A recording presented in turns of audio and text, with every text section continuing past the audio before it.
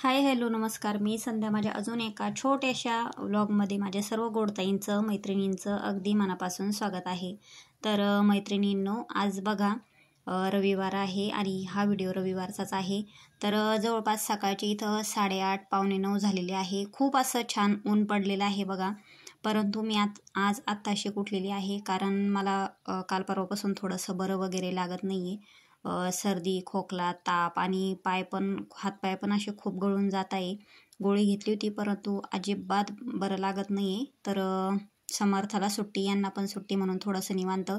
परंतु मी आज एवढी उशिरा उठून सुद्धा माझे स्वच्छ कामं झालेली आहे, पूर्ण चकाचक झालेलं आहे. तर ते कसं काय बघा.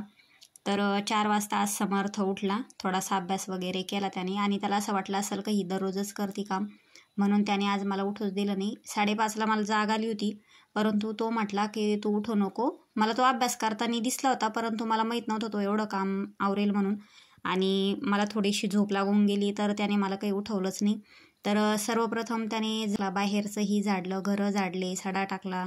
त्याच्यानंतर रात्रीचे थोडेसे भांडे होते बघा, ते भांडे पण घासले त्याने, कारण रात्री मला अजिबात बरं वाटत नव्हतं, खूप थंडी वाजून येत होती म्हणून एवढे भांडे घासले. किचन ओटा धुतला, सगळं स्वच्छ केलं. त्याच्यानंतर त्याच्या पप्पाला पण चहा करून दिला, त्याला स्वतःला पण चहा केला आणि मला उठवत होता 7 वाजता चहा घ्यायला. परंतु मी काही उठले नाही बहुतेक, म्हणजे आवाज दिले होते त्यांनी. मी तापीच्या याच्यात काही जास्त बोलले नाही.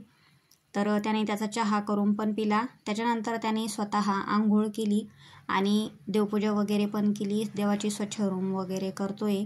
तर त्यावेळेस मला थोडीशी जाग वगैरे आली, तर मला जाणवलं का हा उठलेला आहे म्हणून मी तो देवपूजा वगैरे करताना तो व्हिडिओ केलेला आहे, देवाची रूम स्वच्छ करताना. त्याच्यानंतर मी आता स्वतःसाठी चहा ठेवते.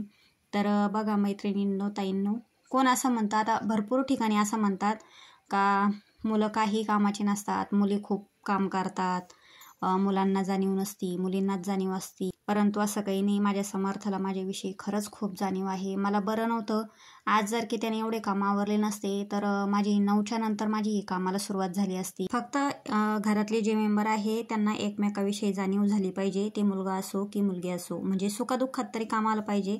आणि त्याच प्रकारे आज मला बरं नव्हतं तर माझा समर्थ मला काम आलेलं आहे. त्याच्यामुळं मी मुलगा काय आणि मुलगी काय असं म्हणणार नाही आहे.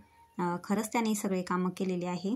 मी फक्त उठून माझ्यासाठी चहा वगैरे केला, त्याच्यानंतर माझी आंघोळ वगैरे केली आणि देवदर्शन वगैरे करायला लागले. तर देवदर्शन करताना सुद्धा तो असं म्हणत होता की आता मी एवढं काम आवरलं तर मी स्वयंपाक पण बनवणार. म्हटलं तुला स्वयंपाक करता येणार नाही, मी करते, राहू दे. तर तो म्हटला की तुला बरं नाही ना, तू आराम कर आजच्या दिवस, मी करतो. म्हटलं काय करणार आहे तू भाजीला? तर तो म्हणे उकडलेल्या बटाट्याची सुकी भाजी. रात्रीचा भात पण होता, त्या भाताला त्याने फोडणी दिली, कांदा हिरवी मिरची टाकून.